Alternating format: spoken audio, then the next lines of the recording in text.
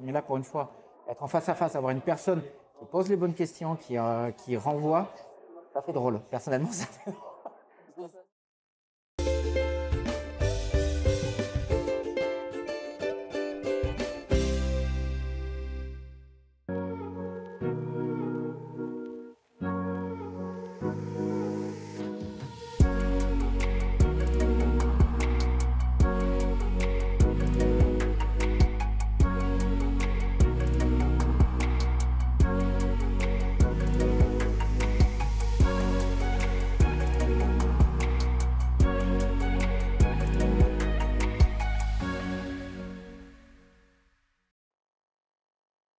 Ok. Bah, enchanté.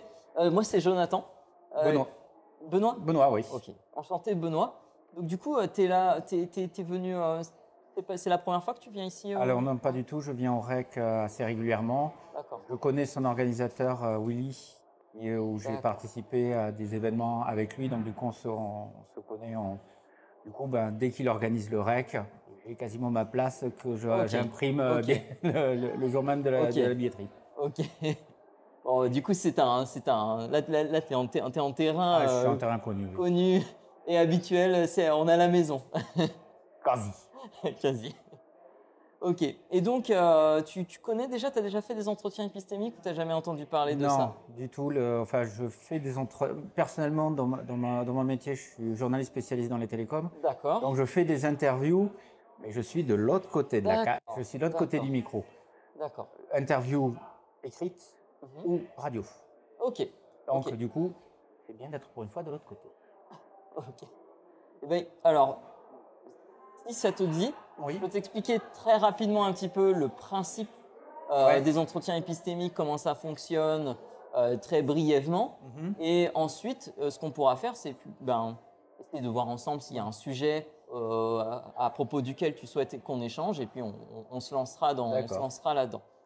Donc en fait, le principe des entretiens épistémiques, c'est que c'est une discussion asymétrique, dans le sens où effectivement, comme tu l'as dit, il y a une personne qui va être amenée à s'exprimer plus que l'autre. Donc là, ça va être toi. Moi, je vais plus être là pour échanger avec toi, questionner, et le but est d'essayer de comprendre et de cheminer avec toi sur les raisons et les motivations qu'il y a derrière ce que tu affirmes à propos de la thématique qu'on va choisir là ensemble. Et donc, ça va m'amener à te poser quelques questions et c'est t'amener à développer un petit peu sur les raisons de pourquoi, de comment, etc. Et éventuellement, possiblement, ça peut amener parfois à poser des questions où on va un petit peu se remettre en cause Oui. éventuellement ou tester légèrement. Donc voilà, si ça te va, on peut partir là-dessus. Je t'en prie. Après, pour les thèmes, j'ai 5 domaines, on va dire, de prédilection. Bon, l'informatique, les télécoms en particulier. Mais je fais également autour des musiques électroniques, manga, BD, pop culture. Alors, on est au TGS. Ici, il y a le TGS on est à Diagora. Ici, tu as le TGS qui est organisé au moins une fois par an, voire d'autres événements. Mais bon, tu as quand même pas mal d'événements. Et après, ça peut être aussi dans les transports en commun. D'accord. Est-ce qu'il y aurait un domaine, une thématique dans lesquelles tu aurais je sais pas, une affirmation assez, on va dire, à laquelle tu tiens assez fort et qui a un impact un peu vraiment, qui impacte pas mal ta vie ou voilà, qui joue un rôle important dans ta vie. Comme ça pourrait peut-être nous aider à nous diriger vers quelque chose. Euh, c'est pas vraiment dans l'informatique, c'est plus dans la médecine. Justement, c'est les éléments autour du Covid long. D'accord. Et en fait, il se trouve que malheureusement, j'ai fait un Covid grave. Je suis allé à l'hôpital Rangueil, ici à proximité. Et j'ai passé 3 semaines à l'hôpital, 2 semaines en réanimation, 1 semaine dans le coma. D'accord. Mais après, j'ai eu les effets néfastes du Covid, en particulier anosmie, agueusie, pendant 2 ans. Pendant 2 ans? Ok. Et un diabète non détecté qui s'est déclaré au passage, mais bon, D'accord. mais ça rentre pas vraiment dans le cadre du Covid long. Mais le problème, ce que je vois, c'est que quand on parle Covid long, on parle de beaucoup de choses, Mhm. mais on a cette forme, voilà, j'ai le Covid long, mais c'est pas reconnu. D'accord. Donc, si je comprends bien, donc tu vas voir, je vais faire quelque chose régulièrement qui est de essayer de Synthétiser. non, je vais pas forcément synthétiser, Bien, mais simplement je vais répète. répéter un petit peu ce que tu m'as dit. Mhm. Et l'objectif de ce truc-là, c'est pas, c'est pas justement pour synthétiser, c'est Non. plus pour m'assurer que j'ai bien compris Mhm. ce que tu veux dire et ne pas mal interpréter ce que tu voulais me dire, Mhm. ce qui aurait pour conséquence de nous faire ensuite Diverger, diverger oui, dans nos discussions et donc parler de deux choses différentes sans s'en rendre compte. tout à fait. Et aussi de m'assurer que je ne te prête pas Une intention malveillante ou de alors, divergente. non seulement ça, mais de mauvais termes Mais oui. ou de mauvaises interprétations. Donc, si je comprends bien, ce que tu m'as dit, c'est que, en fait, il y a une thématique qui te tient à cœur qui est celle du Covid long, parce que tu as toi-même eu un passé Voilà. médical en rapport avec Donc, cette maladie voilà, tout à fait. et dans laquelle c'est avéré être un Covid long. Et dans le cadre de ce Covid long, du coup, j'ai un peu l'impression, je suis pas sûr, certain d'avoir parfaitement compris, c'est que ce que tu dis, c'est que aujourd'hui, on entend parler du Covid long, mais on ne sait pas vraiment ce que c'est. Alors, voilà. Mhm, tout à D'accord. fait. Et donc, du coup, si tu devais, par exemple, en un tweet, euh, voilà, me faire une affirmation voilà, en assez court par rapport au Covid long, qui est quelque chose que tu souhaiterais, qui, voilà, pour toi, te tient à cœur et sur lequel tu es positionné, et tu te dis oui. La reconnaissance du Covid long comme une maladie à long terme.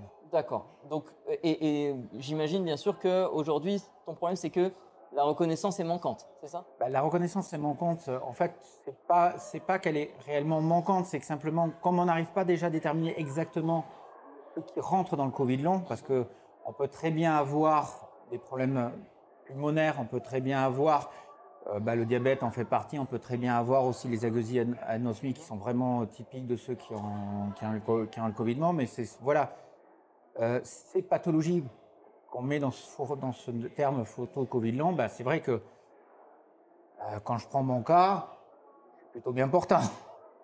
Mais par contre, quand je vois d'autres personnes qui ont eu le Covid long, mais qui ont eu des formes beaucoup plus graves, j'ai ma voisine de réa, j'ai envie de dire. C'est une personne, en réanimation, en fait, quand les portes s'ouvraient, qu'il y avait un médecin, une personne soignant qui passait, j'entendais la personne, donc j'ai reconnu sa voix et sur plusieurs traitements en pneumonie et dans d'autres services, je l'ai entendu, je l'ai reconnu et surtout, 6 mois après être sorti de l'hôpital, Mhm. contrôle de routine, et j'ai enfin pu mettre un visage sur cette personne. Et je me suis rendu compte que moi, plutôt bedonnant, un diabète, plutôt l'effort physique, c'était pas ma chose. Je me porte plutôt bien. Et quand je vois cette personne qui est dans le coaching de musculation, qui personnellement, si on s'était croisé dans d'autres occasions, je ne l'aurais pas approché, j'aurais dit bonjour madame et puis, et puis basta. La voir bouger en déambulateur, aidé par sa famille, ça m'a foutu un peu le bourdon, mais c'est surtout que on a pu échanger, on a pu discuter hors hôpital. Et en fait, ces éléments-là pulmonaires ou autres qui l'affectent, qui la perturbent, c'est pas du tout reconnu comme une ALD, D'accord. comme une infection comme un traitement à longue durée. Et donc du coup, à part sa mutuelle qui lui permet de tenir, voilà, il n'y a pas les traitements qui lui permettraient de l'autre. Moi, je m'en sors parce que j'ai une ALD à cause du diabète, D'accord. mais D'accord. elle, rien du tout. D'accord. Donc, ce que tu me dis, c'est que il y a, selon toi, un problème de reconnaissance du Covid long en tant que pathologie de Ouais. longue durée et que tu t'es surtout rendu compte de cela au travers des cas autres que le Ouais. tien, euh, et notamment de gens qui étaient par ailleurs très bien portants, n'avaient pas d'autres pathologies éventuellement associées. Et donc, à travers de ces gens-là, tu t'es rendu compte que, ben, en fait, ces gens-là n'étaient pas du tout reconnus et que toi, éventuellement, si tu avais une reconnaissance de ça, c'était plus par rapport à d'autres pathologies associées, Voilà. plus que par rapport au Covid long en soi. D'accord. Est-ce que tu penses que co- co- est-ce que tu penses qu'il existe d'autres personnes, tu connais d'autres personnes qui auraient eu cette reconnaissance, ou est-ce que tu penses que Alors, c'est vraiment déjà, est-ce que tu penses que c'est quelque chose de local, ce manque de reconnaissance, ou est-ce que c'est à l'échelle nationale? alors c'est très variable, la reconnaissance, parce que souvent, ce n'est pas tellement une reconnaissance pour le Covid long en lui-même, D'accord. mais souvent, comme pour mon cas, mais pour d'autres personnes, c'est souvent une reconnaissance, mais pour une maladie, on va dire, ou un élément annexe. Ok. Par exemple, moi, le diabète. D'autres personnes, ça a été vraiment sur des tests respiratoires où on a détecté des problèmes au niveau du poumon ou autre. Là-dessus, oui, je participe à un petit réseau, mais qui également utilise des réseaux sociaux pour communiquer. J'ai des personnes sur Paris, sur Brest, sur D'accord. d'autres, même euh, Saint-Denis, à Mhm. La Réunion. Donc du coup, on discute et on a notre point commun, c'est qu'on D'accord. a passé au moins une semaine en réanimation, ou voire plus. D'accord. Moi, j'ai passé qu'une semaine en coma. Mhm. J'en ai d'autres, ils ont fait un mois, 2 mois. Voilà. Et en fait, on discute, on apporte, on se partage des articles de presse, on discute, on essaie de voir aussi des données scientifiques. Mais ce qui fait qu'on a vraiment tout type De de profil. profils, Mhm. que ce soit des personnes voilà, qui étaient dans la fonction publique, qui étaient salariés, qui étaient auto-entrepreneurs, qui étaient dans le médical, voilà, on a vraiment, notre groupe s'appelle le Réa Covid, tu vois, c'est D'accord. vraiment, une des conditions pour rentrer, pour qu'on nous laisse passer, c'est que justement, on est c'est pas vraiment, mais qu'on ait un vrai vécu sur le Réa et D'accord. surtout vis-à-vis du Covid. D'accord. Donc, oui, vas-y. Je Mais t'en du prie. coup, certains ont une reconnaissance, Mhm.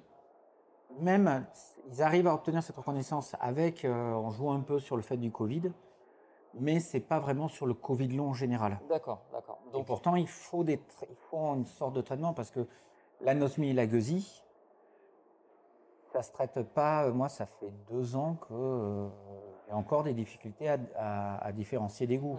Et mhm. pendant un an, je disais que les abricots avaient le goût de fraise.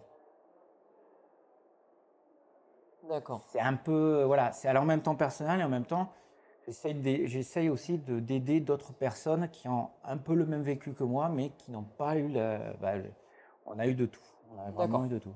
Donc, en fait, tu as vraiment, ce que tu me dis, c'est que tu as vraiment pris conscience de cette absence de Non, reconnaissance. ouais.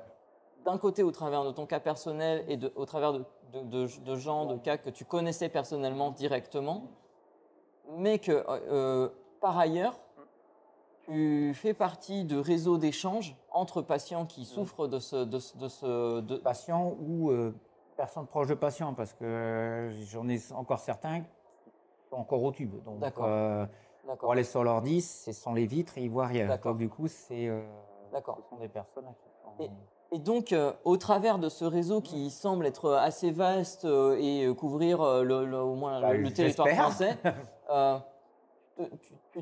ça a confirmé les témoignages que tu récoltais confirmaient le fait il y a une reconnaissance qui est très limitée. Je ne parlerai pas de confirmation, mais au moins d'absence. Alors ce que je veux dire, c'est qu'on discute ou autre. Certains peuvent avoir, donc, comme je l'ai dit, soit comme moi pour le diabète ou pour d'autres pathologies, cette reconnaissance. Mais on se rend compte que, au point de vue global, l'assurance maladie et d'autres services, en particulier ceux du ministère de la Santé, n'ont pas forcément n'ont pas pris en mesure l'impact que pouvait avoir le Covid long. D'accord, Que ça d'accord. soit des Covid graves comme j'ai pu l'avoir, ou des Covid légers, parce je connais d'autres personnes qui ont eu un Covid léger, juste la petite toux et tranquille, mais qui ont encore des problèmes pour certains. D'accord. Donc j'ai un peu l'impression qu'il y a un peu de, enfin c'est pas deux facettes, mais il y a deux points dans ce que tu veux nous dire, qui est que euh, le premier c'est d'un certain point de vue une absence de reconnaissance officielle de manière systématique et très cadrée, avec une prise en charge adaptée de la part notamment de tout ce qui est sécurité sociale, etc. Et de l'autre côté, dans le cadre de cette absence de reconnaissance officielle, une certaine forme de méconnaissance aussi de la variété des conséquences qui peuvent être associées au Covid long. Tout à fait. C'est ça? Et donc, à partir de ça, est-ce que comment ça se passe, comment dire? Comment ça se passe un peu que ce soit pour toi, ou comment vous y prenez avec, Certains sont membres de l'association après J20, mmh qui est une association donc du coup, on pousse par ce biais-là. Moi, de mon côté, du fait d'un peu de mon statut journalistique, ça m'arrive de discuter avec des confrères qui sont spécialistes santé et qui connaissent aussi mon passif. Donc du coup, je pousse également de ce côté-ci pour voir s'ils ne peuvent pas faire quelque chose ou si, voilà, je leur dis régulièrement, si vous voulez un exemple, je suis dispo. Mais le truc qu'il y a, c'est que souvent, on a l'impression que maintenant que le Covid est juste une répète, comme il mh. disait au début, malheureusement, justement, tout ce qui est l'après-Covid, tous ces éléments-là qui étaient pourtant bien observés ou autres, justement, plus de nouvelles. D'accord. On sait plus trop où est-ce que ça en est. Qu'est-ce que le ministère, ouais, on peut leur écrire des choses, mais au final, ils répondent à côté ou alors, désolé, mais vu votre cas, vous êtes sur le diabète et pas sur le Covid long. D'accord. Voilà, donc c'est quelque chose, voilà, qui pour moi, bah, bon, j'ai l'habitude de l'administratif, hein, donc j'arrive à lire entre les lignes des communications, mais on a l'impression que bah, depuis que l'effet Covid, j'ai envie de dire, hein, communication autour du Covid et autres, c'est grandement diminué. Bah, l'après-Covid, l'après-période Covid, bah, justement, on n'a plus Ouais. cette communication qu'on pouvait avoir et que justement des associations pouvaient fournir. Si je comprends bien, il y a un petit peu un effet, on va dire, presque, je vais pas dire aggravant, mais dans l'idée, c'est que le fait que l'épidémie soit un petit peu passée et que ça ne soit plus un problème central de la société, il y aurait comme une forme d'oubli, entre guillemets, du fait qu'en réalité, il peut y avoir des suites et que ces suites, il faudrait s'en occuper, etc. Il y a des suites qui peuvent être occupées. Moi, le diabète, j'ai des traitements, j'ai ce qu'il faut, mais des personnes qui ne sont pas forcément sur ce domaine-là, qui sont sur d'autres pneumoniques ou cardiaques, c'est quand même assez aléatoire pour savoir s'ils vont être pris en charge correctement ou pas. Et souvent, je dirais moins bien que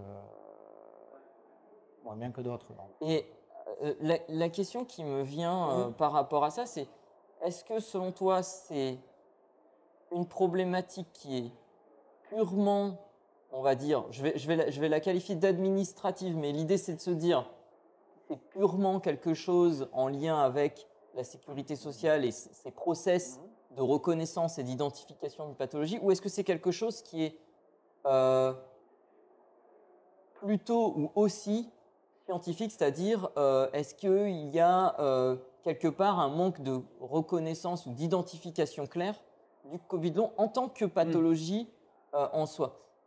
Alors, certes, il y a le volet administratif, on voit bien que bah, les services du ministère et des différents organismes, bah, avant, ils montraient leur motivation pour le faire et que maintenant, l'administratif, j'ai envie de dire, est en train de dire, oui, mais votre Covid long, il y a tellement de pathologies qui sont liées, qui sont déjà arriver à définir ce qu'est le Covid long.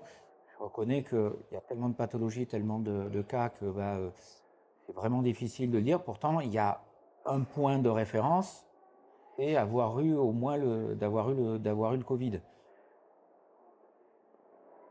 si la personne a fait un réa ou est passée à l'hôpital pour Covid, il y a quand même un bon indicateur que tous les problèmes, qu'une grande partie des problèmes qui sont liés viennent du Covid. Mais après, c'est vrai que pour la recherche, justement, côté scientifique, c'est l'administratif qui demande aux scientifiques comment vous le définissez. Et c'est justement, comme on a une multitude de pathologies et d'éléments autour du Covid long, qui fait que même eux ne savent pas bien définir ce qu'est le Covid long. Donc du coup, c'est vraiment quelque chose de très, très... voilà. Il y a un peu d'administratif et il y a un peu de scientifique. Il y a un peu de l'un et un peu de l'autre, diraient certains. Et comme j'imagine que comme les deux ont l'air de renvoyer la balle. Se nourrir mutuellement, ça du coup, ça explique un petit peu les difficultés. Et est-ce que du coup l'autre effet, on va dire, négatif, c'est que justement comme ça se renvoie la balle et que le terme de Covid long ou autre sont pas définis et surtout qui me définit que j'ai un Covid long, qui me définit que je ne l'ai pas, que j'ai des trucs comme ça. J'ai aussi un élément, on va dire, un peu sociétal. On est au REC. Ça m'arrive de temps en temps de croiser 2-3 personnes qui disent que le vaccin est une connerie. Et quand je leur dis mon cas, je ne pouvais pas être vacciné, j'étais pas dans la période, c'était impossible. Ils m'ont dit je suis un acteur. Franchement, s'ils me payaient, vu ce que j'ai. Un acteur dans le sens, c'est un rôle. Voilà, c'est un rôle. D'accord. Le Covid n'existe pas, mon poing dans sa gueule non plus. Hein, mais bon, ça, c'est les mémis aiment bien la castagne dans le coin. Mais voilà, je me retiens heureusement. Mais ça m'arrive, voilà, de temps en temps, j'ai des personnes, voilà, je leur explique leur histoire, comment je suis allé, les trucs comme ça. J'ai une photo où on voit bien que j'avais demandé à ma famille, justement, d'archiver un peu quand ils venaient me voir pour voir dans quel état j'étais. Je me suis revu il y a pas très longtemps, ça me fait toujours un petit coup. Mais au moins, je suis vivant. Mais par contre, j'ai des personnes qui disent, voilà, malgré toutes ces informations-là, tous ces éléments-là, tu n'es pas reconnu. Tu n'es pas officiellement une personne qui a eu le Covid, ou enfin, ce Covid n'existe pas, que tu n'as pas eu de problème médical. Pourtant, j'ai une superbe photo, je suis bien branché.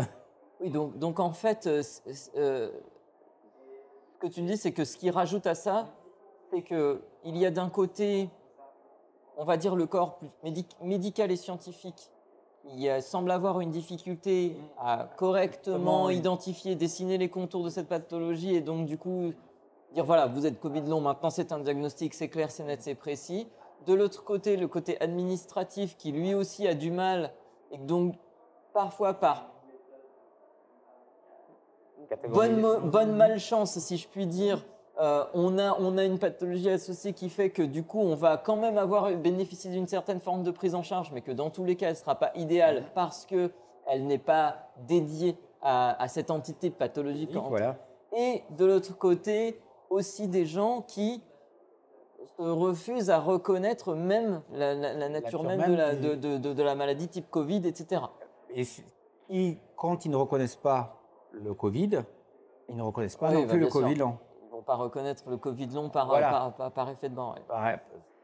Mais le problème qu'il y a, c'est que même si on leur montre j'ai réussi à récupérer sur mon dossier médical mon scanner du poumon, on voit bien que la sale bête avait pris beaucoup de place. Même en montrant des preuves, même en montrant des choses comme ça, du fait qu'il n'y ait pas une officialisation ou quelque chose comme ça qui indique bien que, voilà, je peux raconter mon histoire de comment je l'ai eu, de comment ça s'est passé Désolé, je montre Rangueil parce que c'est juste par là, mais même en fournissant des preuves, même en fournissant des choses comme ça, ces gens-là ne reconnaîtront probablement jamais. Je sais que je suis pas perdu, du coup le dossier n'est même plus mis en panne, mais pendant un petit moment, ah ouais, tu as été en vacances. Je vous conseille l'intubation. Passer déjà 2 semaines avec le tube dans la gorge. Ouais. Voilà. J'imagine que c'est pas quelque chose on ne fait pas ça par plaisir. Oh là non, surtout le final. Ah. Et la question là qui me vient, c'est qu'est-ce que tu envisages de faire? Est-ce que dans le j'ai cru comprendre que tu fais partie à Le minima réseau, d'une sorte d'un réseau réseau. informel, ouais. Est-ce que dans le cadre de ce réseau, vous, vous essayez de pousser plutôt par. Est-ce que vous poussez plus du côté scientifique, du côté administratif, du côté ou de tous les côtés, ou est-ce que et comment ça se passe pour essayer de voir Là-dessus, les positions dépendent des gens qui sont des membres. Certains vont pousser côté scientifique, certains vont pousser côté administratif, d'autres vont essayer d'expliquer. C'est justement un début de l'association après J20. Mais moi, je me mets un peu en retrait, je suis un observateur parce que ils sont plus calés que moi. Je préfère qu'ils gèrent le. En plus, eux, ils ont leurs propres entrées, ils ont leur propre truc. Moi, je suis dans l'informatique, dans le journalisme, mais je suis principalement dans le domaine de l'informatique. Donc, du coup, ces éléments-là, j'ai dû, par la force des choses, y rentrer, mais je préfère que ce soit eux qui s'en chargent. Mais voilà, quand il y a quand même besoin d'un coup de main, pas forcément, je ne vais pas dire foutre un coup de pression, c'est pas du tout ça.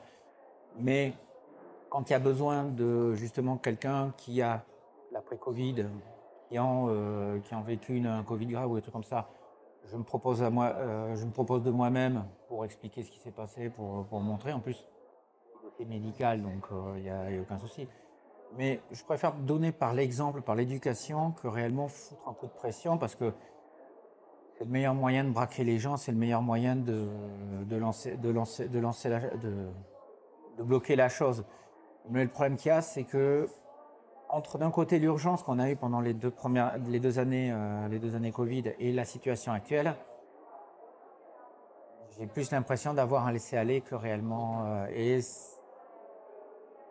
Disons que voilà, je suis là au cas où, je suis là vraiment pour fournir des éléments et pour expliquer aux gens, mais je ne vais pas me rentrer vraiment dans l'action, parce que je risquerais de filer un coup de baffe à l'antivax sans le vouloir. Ah oui. Non, désolé, j'ai en sortie de là c'est une expérience personnelle, ça compte pas vraiment. En sortie de justement de l'hôpital, je suis revenu chez moi et j'avais une manifestation qui passait devant chez moi. D'accord. Autant vous dire, je fermais, mais je râlais tout ce que je pouvais de chez moi, mais ça sortait pas. Mais une personne qui est venue me voir et qui voulu m'expliquer que la maladie n'existait pas et tout le bazar. J'avais mon dossier médical sous la main, je lui ai montré. C'est comme ça que j'ai appris que j'étais un acteur. À certains, il faut. Et la personne, moi, chaque fois quand il y avait les manifestations qui passaient, elle venait me voir, elle me filait une étiquette avec marqué acteur dessus. Ah oui. Et pourtant, quand je regarde la manifestation, je vois des amis à moi que je connais, mais ils sont là pour leurs propres raisons personnelles. Je leur en veux absolument pas.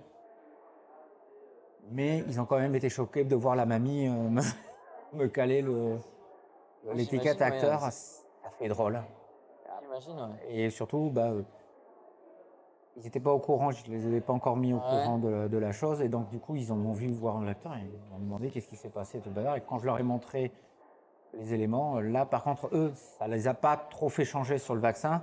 Mais par contre, sur le Covid, ça a été radical. D'accord. On va dire que même si je regarde un peu mon entourage, que ce soit personnel ou que ce soit professionnel, le fait d'avoir fait ce tour à l'hôpital, entre guillemets, un tour, je crois que j'ai plus fait pour la vaccination ce jour-là que n'importe qui. Donc, en fait, ce que tu me dis, c'est qu'il y a eu Plusieurs. il y a eu plusieurs événements, notamment cet événement-là où après ce passage très douloureux en réanimation, etc., de retour à la maison, il y a des manifestations contre le vaccin et dans le cadre de ces échanges-là, une personne, malgré les faits que tu as portés, considérait que c'était faux. De crise, ouais.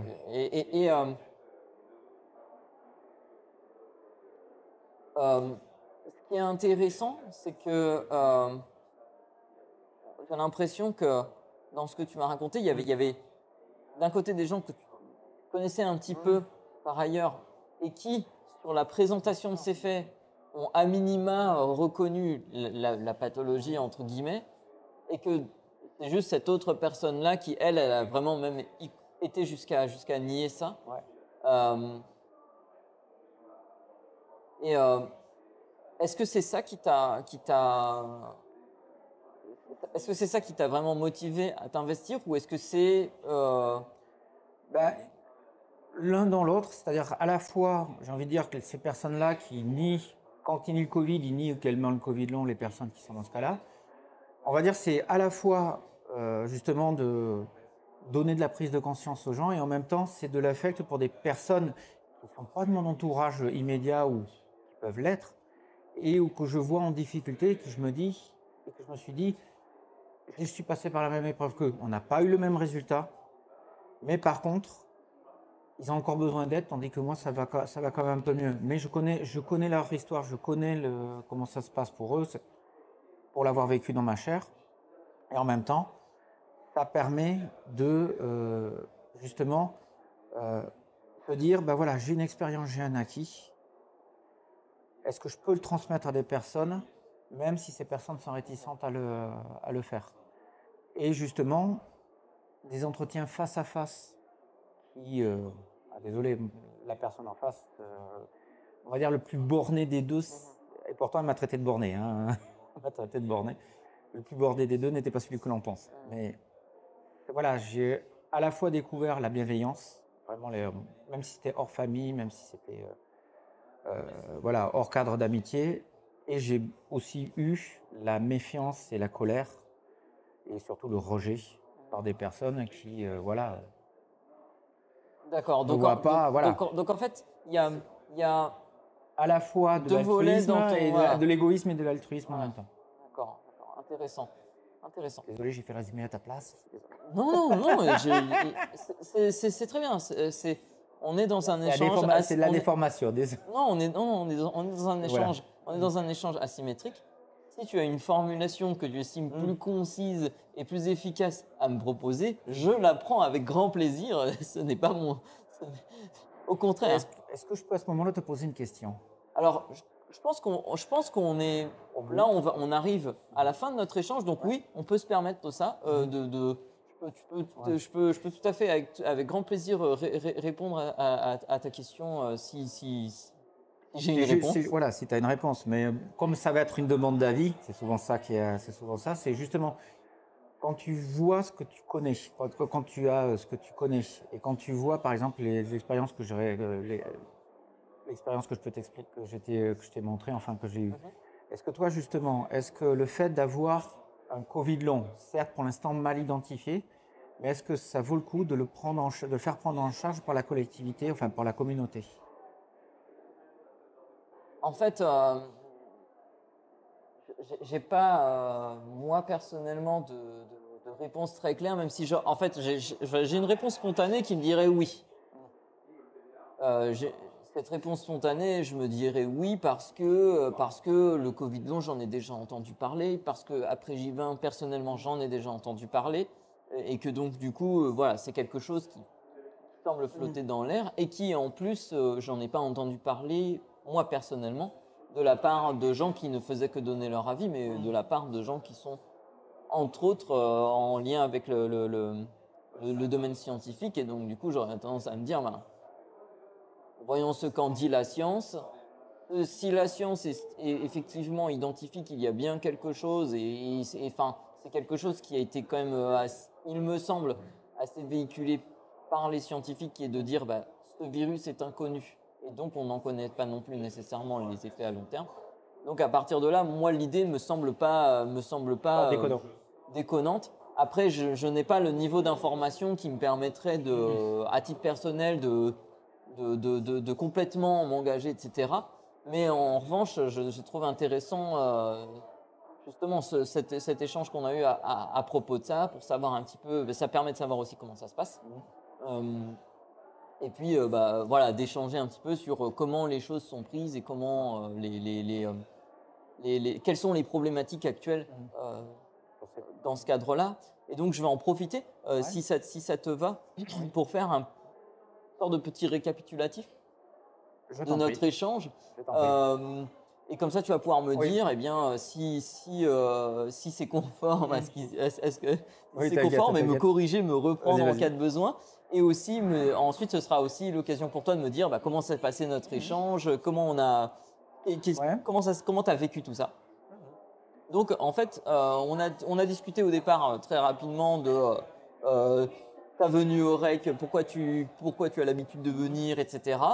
On a vu que c'était quelqu'un qui a un local de l'étape et qui connaît bien, tu as tes entrées ici, tu es habitué à venir et tu connais les gens de l'organisation. Et que quand on a discuté un petit peu des différents sujets qui t'intéressent, etc., assez rapidement a émergé cette thématique du Covid et du Covid long, où là tu m'as... Oui. Surtout, c'est pas un sujet primaire. Oui, c'est pas un de tes sujets, on va dire, primaire, mais c'est un sujet qui vraiment m'a semblé en tout cas te tenir à cœur, et donc c'est pour ça qu'on est, moi je suis très volontiers parti là-dessus. Pardon, désolé. Et donc, ce qu'on a vu ensemble, c'est que, en fait, tu as un historique personnel par rapport à cette pathologie, dans laquelle tu as fait un Covid grave, puis un Covid long, et qu'au travers de cet historique personnel, ça t'a amené à rencontrer à la fois des personnes proches qui ont subi le même genre de choses, et à la fois des personnes au sein d'un réseau plus étendu géographiquement qui souffrent de même genre de problématiques et qui souffrent de ce que tu as identifié comme étant un des problèmes principaux, qui est la non-reconnaissance du Covid long. Et donc, ce qu'on a vu ensemble, c'est que dans le cadre de cette non-reconnaissance de ce qu'est le Covid long et de toutes les conséquences que ça peut avoir dans la vie de quelqu'un qui en souffre, il y a, on va dire, trois volets qui t'ont au moins toi affecté. Le premier, c'est entre guillemets la non-reconnaissance administrative de la part des services de prise en charge, etc., qui ne reconnaissent pas la pathologie et qui donc du coup ont du mal à proposer des prises en charge qui sont adaptées, et qu'il faut avoir entre guillemets de la chance dans sa malchance d'avoir une pathologie associée qui elle est reconnue pour avoir au moins une prise en charge partielle. Et de l'autre côté, on a, si mes souvenirs sont exacts, on a l'aspect, on va dire, la reconnaissance plus médicale et scientifique qui elle encore ne semble pas être là. Et on n'a pas, ce serait peut-être, si un jour ça t'intéresse, ce serait avec grand plaisir que ce serait l'occasion éventuellement d'aller chercher un petit peu plus ensemble là-dessus sur est-ce qu'on sait pourquoi et comment, est-ce que c'est en cours ou est-ce que c'est en... Voilà. Et on a un autre volet plus, on va dire, grand public, qui est que dans le grand public avec qui tu échanges habituellement, il y a une partie des gens qui ne reconnaissent pas non plus ni le Covid ni le Covid long, et que ça, tu as eu des expériences toi personnellement dans ce contexte-là qui t'ont pas mal affecté. Et donc voilà, on a vu ensemble que c'était un des moteurs de ton engagement dans ce réseau entre guillemets, et que le second moteur, c'était un moteur beaucoup plus altruiste, qui était de dire bah voilà, moi j'ai déjà vécu ça, je vois qu'il y a des gens qui vivent ça aussi, et si je peux essayer de les aider au moins par mon témoignage, c'est déjà ça. Est-ce que j'ai à peu près bien... Il y a le résumé, c'est bon. Là. Je n'ai pas déformé ni tes propos, ni ton expérience. Très bonne synthèse. Ok, parfait. Et donc, du coup, on va pouvoir maintenant un petit peu échanger ensemble sur comment tu as vécu cet échange. Justement, je suis habitué à faire des échanges, mais je suis celui qui tient la marque. C'est-à-dire, je suis à ta place d'habitude. Et là, ça fait drôle d'être de l'autre côté. Et surtout, ça permet aussi, justement, moi, ça me permet justement de voir avec une expérience qui est vécue, qui est justement ce Covid long et ce problème de reconnaissance, qui n'est absolument pas dans mes domaines de prédilection, comme je l'expliquais, d'avoir justement ce retour. C'est-à-dire, pour une fois, j'ai été l'interviewé, je n'étais pas l'intervieweur. Ce qui fait que ça m'a permis de voir aussi quelle est la réaction des gens face aux questions que j'ai l'habitude de poser, face à la manière de... Je synthétise, je fais comme vous, à la fin des questions, quand j'entends la réponse, je synthétise, je repose une question derrière pour enchaîner. Du coup, c'est ce jeu, parce que ça ressemble vraiment à un jeu de ping-pong qu'il y a entre interviewé et intervieweur. Ben, j'ai tellement l'habitude d'être de ce côté, d'un côté de la raquette et pas vraiment de l'autre, qui fait que j'ai pu avoir je peux avoir voilà, ces sensations-là de justement me mettre dans leur place, parce que je peux vous assurer que quand ils sont en face de moi, certains y goûtent. Mais justement, ça m'a permis de voir justement comment ça fonctionne. Et surtout, ben, quand tu as fait ton résumé, tu as essayé de mettre des mots sur certaines choses que même moi, je me fais des phrases. Je ne fais pas des mots, je fais des phrases. Du coup, ton esprit de synthèse fait que ta manière de synthétiser la discussion fait que justement, moi, ça me remet un peu en question la manière dont je fais mes propres synthèses dans la manière. Parce que justement, synthétiser une explication là, un peu mi-médicale, mi-administrative, mi-autre, est beaucoup plus complexe, beaucoup plus difficile que si on l'avait fait. Bah, moi, souvent, je suis dans le cadre d'une conférence de presse, d'un communiqué, de quelque chose comme ça, ou d'une interview par téléphone ou en face à face avec le micro, et où je dois faire l'esprit de synthèse pour le papier au final. Et justement, être de l'autre côté de la caméra, si je puis dire, c'est justement une expérience que j'en ai fait pour d'autres cadres, des micro-trottoirs, trucs comme ça. Là, c'est bateau, c'est juste de la prise. Mais là, pour une fois, être en face à face, avoir une personne qui pose les bonnes questions, qui renvoie, ça fait drôle. Personnellement, ça fait ça fait drôle. Désagréable ou drôle? Non, agréable. Alors, ça peut être désagréable parce que tu as posé, c'est pas vraiment des questions, mais tu as fait une observation sur un élément où je me suis rendu compte. Ouais, en fait, je l'ai mal tourné, je l'ai mal. J'ai quand même deux, trois trucs. Quand tu as fait les résumés, les petits résumés, je me suis rendu compte qu'il y en avait 2-3. J'ai grincé. Je pense que ça va se voir sur la caméra, je grince un peu. Est-ce que c'est parce que je l'avais mal reformulé? Parce que je l'avais mal formulé. D'accord. Et que donc C'était mal passé. C'était mal placé, c'était comme ça. Et d'autres, ou au contraire, agréablement surpris, le résumé est juste. D'accord. J'aurais pas fait mieux, quoi. Et est-ce que dans les situations où tu t'es dit, tiens, peut-être que j'avais mal formulé, et du coup mon message est mal passé, est-ce que tu as pu reformuler correctement ou j'ai pu le reprendre, mais plus tard. D'accord. Dans la conversation, j'ai pu le reprendre un peu plus tard. D'accord. Mais là, je me rends compte, sur des interviews que j'ai fait précédemment, il m'a apporté la réponse plus tard. Voilà. Alors, parfois ouais, mais on a tellement envie d'avoir une réponse ou au moins une explication ou autre, qu'en fait, au moment où on pose la question, on a une réponse, une première version de la réponse, qui peut être bien ou mal faite. Le truc c'est que tu as tellement envie d'avoir sa réponse ou autre que tu n'écoutes pas la correction qui va être apportée un peu plus loin, qui va être aussi apportée dans une autre question. Tu as beau avoir tout préparé, tu sais que tu as un peu lié certaines questions à d'autres. Et donc, du coup, en fait, c'est à la réponse à la deuxième question, qui peut être pas la deuxième immédiatement, mais à la suivante, où tu as ta réponse. Et en plus c'était un directeur général de la NFR. Je me rends compte. Et je l'ai passé tel quel. Aïe. C'est un exercice qui n'est pas forcément... Voilà, c'est un exercice qui n'est pas facile, oui. Facile. Et qui est un peu particulier, je dois le reconnaître.